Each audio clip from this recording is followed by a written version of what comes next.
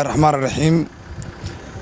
فرحدي مرugada isku badashay waa ilaahay mahadiis inaan caawa gacanta ku soo dhignay dambiile Jaylaani aadan abaadir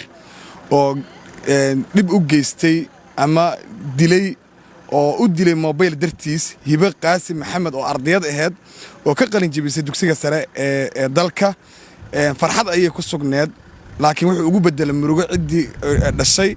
hooyadii oo dhashay Faaiisa Maxamed Abuukar la yiraahdo oo caawa ku soo habeenadaas ku soo korisay agoontinimo wuxuu dhibaato u geystay asagu ayay la ilmaysay waxa dhibaatadaas oo dhan geystay waa Jaylaani aadan abaadir dhibanuhu wuxuu ku geeriyooday ceelasha biyaha isbitaal ku yaala oo la soo xaqiijiyay la yiraahdo Riyaad Specialist Hospital dibkii uu geystay Jaylaani aadan abaadir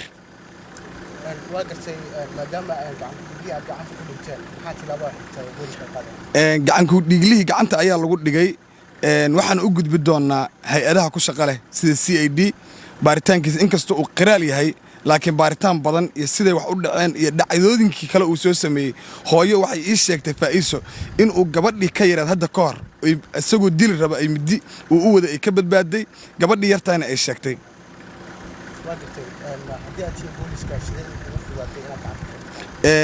booliisku waa didaalay taliyaha saldhigga iyo gudoomiyihii deegaanka oo aan seexan ayaa ku didaalay ciidan deegaanka ayaguna deganoo sida wanaagsan ayaguna nolol shaqeeyay waxa la sameeyay tilmaamtii meesha wax ka geysanayay nin deegaan ah ayuu ahaa oo dhibaatada uu ku geysanayo